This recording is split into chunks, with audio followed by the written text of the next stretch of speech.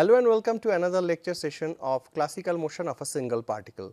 In this lecture, we simply continue our previous discussion on linear harmonic oscillator, but today we will just add a little bit more sophisticacy, and as you will see that will give us a picture which is much more closer to the reality. So, first we just have some recapitulation. We said that in a one dimension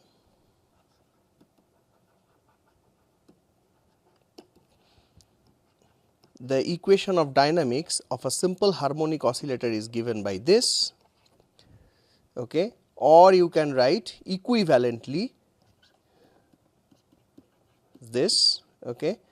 And we say that if we know the solution of this equation, actually m r double dot is equal to f r r cap is equal to minus k r vector, this equation can also be solved easily, because since this is a central force, you can always choose a plane in which the motion is constrained. So, and you can effectively describe the resulting motion in that plane, and so you can actually always write this equation in 2D plane just like this: m x double dot is equal to minus k x and m y double dot is equal to minus k y, just right. Okay. And since they are decoupled and similar, we can simply say that if we solve one of the two, for example this one, then we can actually analogously solve the equation number 2, and we will simply write then the final equation will be. So, what will be then r? Then r will be simply x t x cap plus y t y cap. Okay. So, that is mainly the strategy, and then from that you can actually calculate r dot. Okay. So, this is the bigger picture for solving all these equations or solving the motion in classical mechanics. Now, coming back to this one. So, if you remember this equation, now the very famous solution of this equation, which you can actually find in more than one ways. So, this is given by C cos omega t minus phi. Okay. This minus is just a matter of convention, you may or may not write this minus sign. Okay. And then we say simply that some vocabularies we introduced in the last lecture, and those vocabularies will be simply, okay, some people also write this as omega t minus phi 0 as well. So, we said this is called amplitude, and this is the maximum or minimum possible displacement possible. Of course, you can understand that will depend on the value of this cos of this angle, and this part that I actually did not somehow precisely say in the last lecture, that is called the phase part. Okay. Yeah. And actually, to be very honest, this is the phase part. Okay. So, the cosinus of the phase part is this part, is the oscillatory part. This is a constant. Okay. And this is known as the angular frequency. So, this is sometimes slopily also used as frequency. This is time, and this is the initial phase or epoch.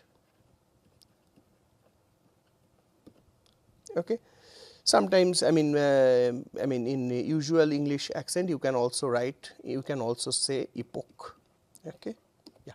Now, we also said that if we have this, then x dot will simply be equal to minus c omega sin omega t minus phi, and we have from the energy conservation we can actually write. You can also show that in various ways, but I prefer just for the first time you put the solutions directly. So, this is half m x dot square plus half k x square, and if you put them you will find this is nothing but half m omega square c square. Okay. Then we also showed that if you always whenever you have the solution by this trial method, you will also have to introduce some arbitrary constants of integration, which you can actually finally evaluate in terms of some known constants if you smartly use the initial conditions. So, we actually said that we need for 1D simple harmonic oscillation, we need two initial conditions,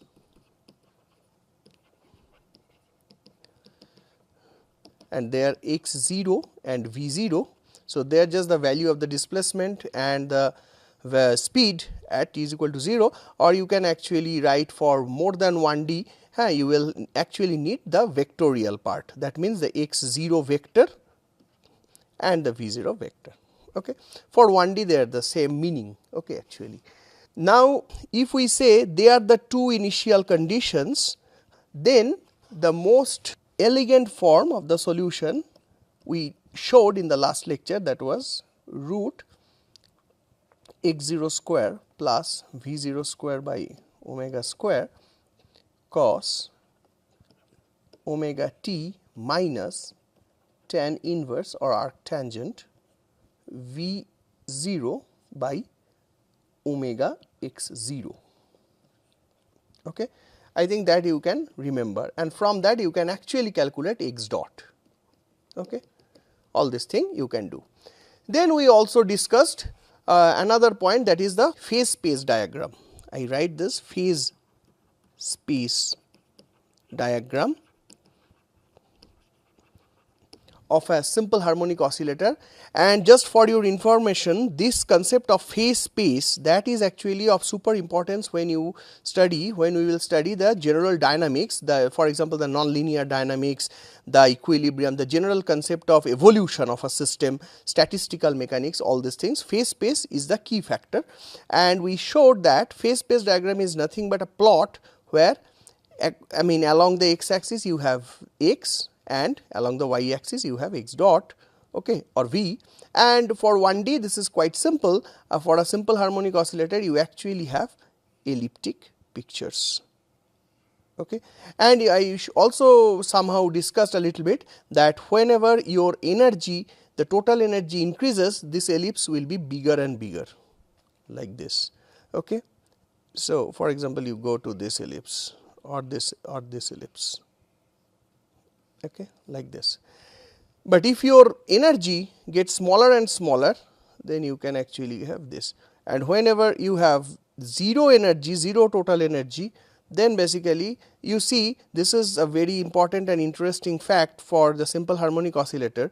There is no negative sign in general, and that is why both the terms are positive definite. So, when this is 0, actually it is saying that when the total energy is 0, that means that both the kinetic and the potential energy vanishes at the same time, and the particle is exactly at this point. So, it does not have any displacement, it does not have any velocity. Okay.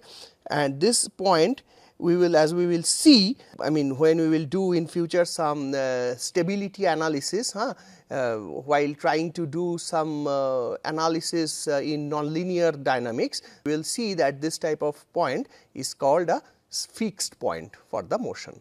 Okay.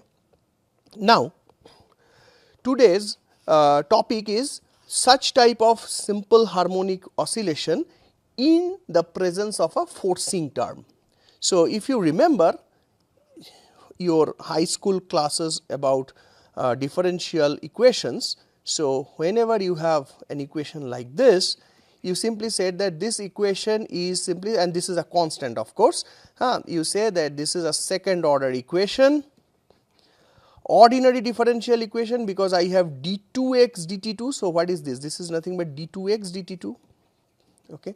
Then I have, if I make x to 2x, then both these terms, this term and this term, both are multiplied by 2. So, this is a linear, the second order linear ordinary differential equation,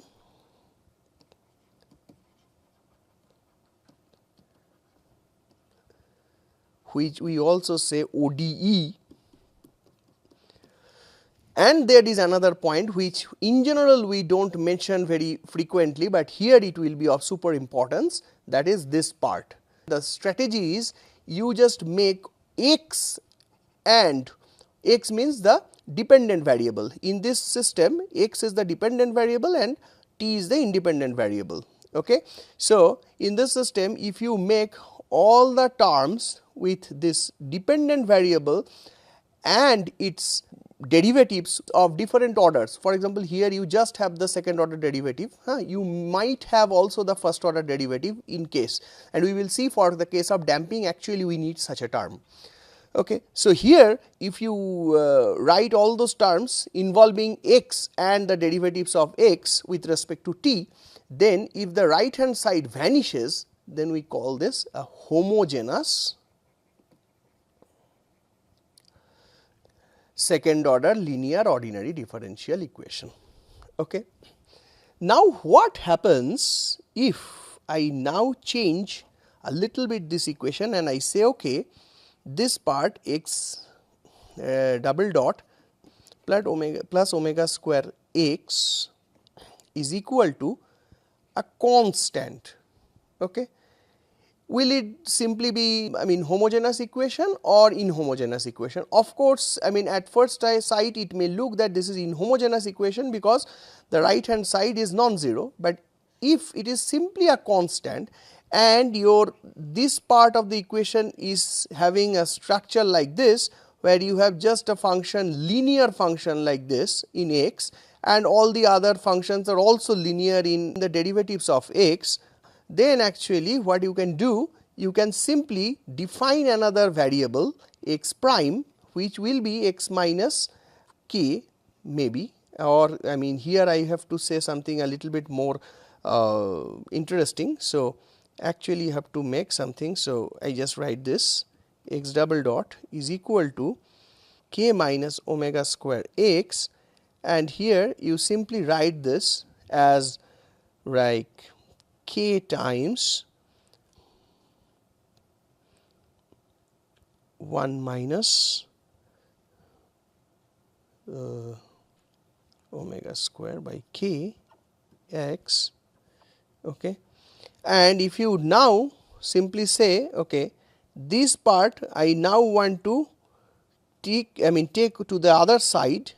So, I will now say, okay, this x double dot, okay, plus, now it will be plus omega square by k times x minus 1 times k, okay, equal to 0. I will simply make this one, and or you can actually, yes, you can do this, and actually you will see that your x will be translated accordingly. So, finally, you can redefine this variable as a z variable, and according to this you will also have a z double dot with some constant over here, and finally, you will actually have a homogeneous equation in z. So, this is a pseudo homogeneous equation.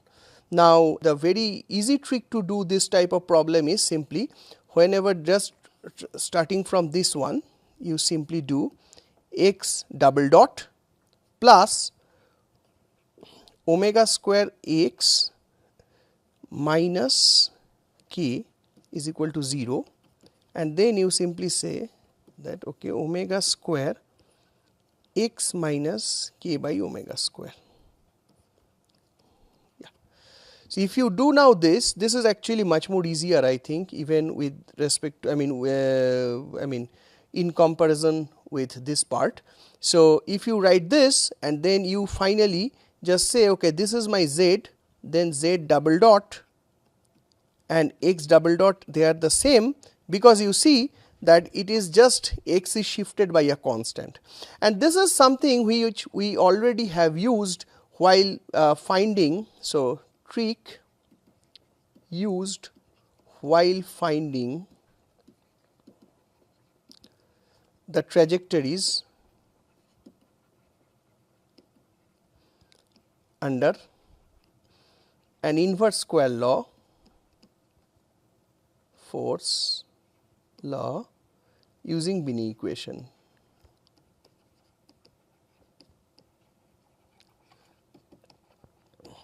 Okay. Now, you see that if we do something a little bit more in this, I mean, degree of modification, if I now do, now let me change the color a little bit, x double dot plus omega square x is equal to a function of t which is f. Okay. If I write this, then what happens? I can just write for my convenience, okay, just like this, where m is the mass of the variable, then it will have actually the dimension of the force. Okay. So, this is the mass of the particle, okay, or the oscillator. So, if you have this, then this is an equation where the right hand side is not a constant and it is not 0. So, this is not a homogeneous equation. So, this is inhomogeneous, or sometimes we also say non-homogeneous, and actually the non-homogeneous vocabulary you will see often, non-homogeneous second order linear ODE. Okay. So, you see that here I have a function of t and I have to now find x, so that this equation is satisfied. Now, you can actually by trial and error you can somehow find a solution which exactly solve this, let us say by chance, by luck. Okay. Now, will that be the total solution? There we have to make a little bit caution. Let us say I have an equation which is non-homogeneous linear second order ODE. Okay. Then if I have x 0 to be its solution when this equation is homogeneous, that means x 0 is such that x 0 double dot plus omega square x 0 is equal to 0. And we have our x 1 solution. So, both of them are actually variables, they are not numbers or values, they are variables. So, x 1 is the solution for the whole part. So, then we can write x 1 double dot plus omega square x 1 is equal to f t over m. Okay. Now, if you add the two, you will actually have adding, you will have x 1 plus x 2 whole double dot plus omega square x 1 plus, I am sorry, this is x 1 plus x 0 whole double dot plus omega square times x 1 plus x 0 is equal to f t by m. So, you see that if although x 1 was just found as a particular solution for this form, but since x 0 is the solution for the homogeneous part, even if you add this to this part, it is always giving you the correct solution of the whole equation, and that is why the whole solution will be x 1 plus x 0, and this x 0 which is the solution of the homogeneous part, okay, is called a complementary function.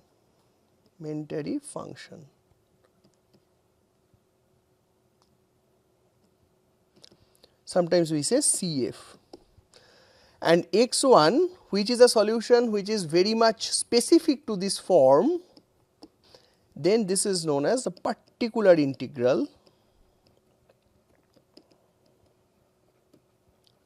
which is p dot I. When you add them both, okay, then only you have the total solution, and whenever in an equation you want to find the proper solutions and you using the initial conditions, you have to remember that first of all you have to obtain the total solution and not just the and not that you just obtain the particular solution and the particular integral and then you immediately use the initial condition. You have to also obtain the complementary function, then you have to write the sum of the two as the total solution, then only your initial conditions should be applied to those solutions. Okay. Now, how to solve? We understand everything. Now, for this system, how to solve? Okay. For that, what we will do, so I just write this x double dot plus omega square x is equal to f e by m. So, in general, if the question is how to solve such equation, of course, we know the complementary function will simply be the solution of a simple harmonic oscillator, that we all know, but what will be the solution or the particular integral for this equation? The answer is we do not know. We have to know the proper form of capital F of t, and in most of the cases a very interesting situation arises when we assume that the forcing term, that F, okay. So, this is a forcing term which is somehow giving the energy inside the system continuously. So, if this F is also a periodic function, okay, then we actually can have some very interesting phenomena which we can relate to our everyday life. For example, if you go to a park and there is a swing, okay, and you are sitting and some of your friends, they are just periodically pushing you, okay, then what happens? So, this is actually an oscillation under a periodic forcing. On the other hand, if you are somehow hammering periodically a tuning fork, okay, and then it is also oscillates under a periodic forcing, okay. Such things are always there. Whenever, I mean, you have also learnt about the famous example that whenever group of military people, they are doing parade over a bridge, okay, then also there is a possibility of forced harmonic oscillator. Okay. Now, just to tell you from very well known interesting examples, we often write f cos gamma t plus beta by m as the form of the forcing. So, the forcing is periodic and gamma is the frequency or the angular frequency of the forcing, okay. And that actually the external agent knows. This is not something intrinsic of the system, and beta is the initial phase of the forcing,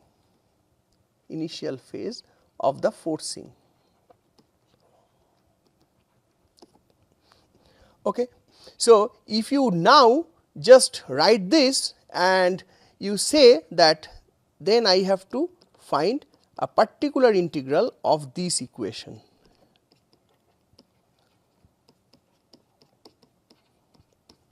Then what to do? Okay. Then of course, there is a small challenge. Okay. So, then I have to actually come out with a trial solution. Let me search for a trial solution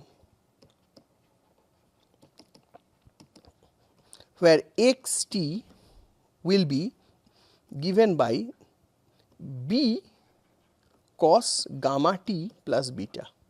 You see, that is very interesting that I am taking a trial solution in which the displacement and the forcing term has the same phase term, okay. This cos term, cos gamma t plus beta, okay, and this thing they are identical, okay. That is also coming from some experience where we have seen that finally a system which is forced and oscillating, finally it settles down to exactly at the same oscillatory motion as that of the hammer or the periodic force, okay. And if we do that, you just can then write what will be x double dot. So, I have to just calculate x dot. From that, x dot will be gamma b minus sin gamma t plus beta, and x double dot will be gamma square b cos gamma t plus beta. If I now put this thing and this thing here in this equation, then what we will get, we will simply get gamma square b cos gamma t plus beta plus, I mean there should be a minus sign actually here, sorry, there should be a minus sign because there is a minus sign and ddt of sine is plus cos, yeah. So, minus plus omega square x is b cos gamma t plus beta, and on the other hand you have f by m cos gamma t plus beta.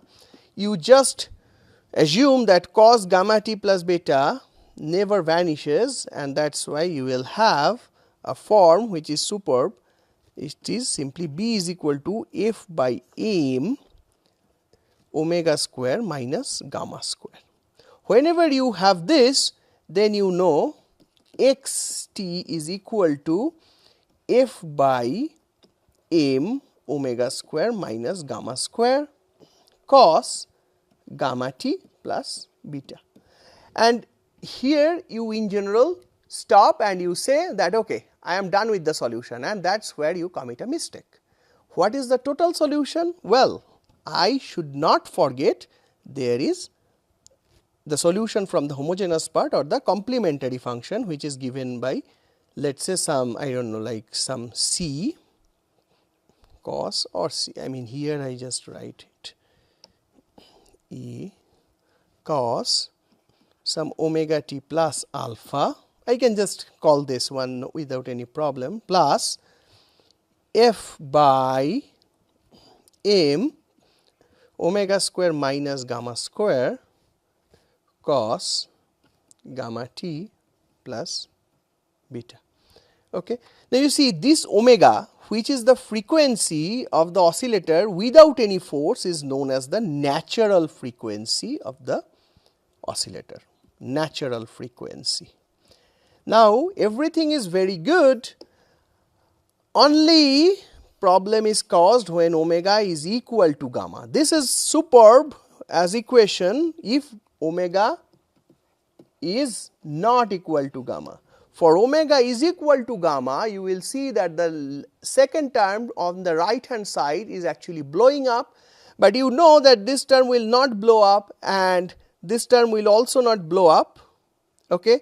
So, because I mean otherwise there is a problem, and also if you just go to the original equation, if your x, now you can actually think in the other way around, that let us say one part of x is blowing up. So, x is actually blowing up, just you assume, then this part is blowing up, this part is also blowing up because x is there as well, but this part you are giving a force. So, which cannot blow up because you are controlling that and you know what you are giving. Okay.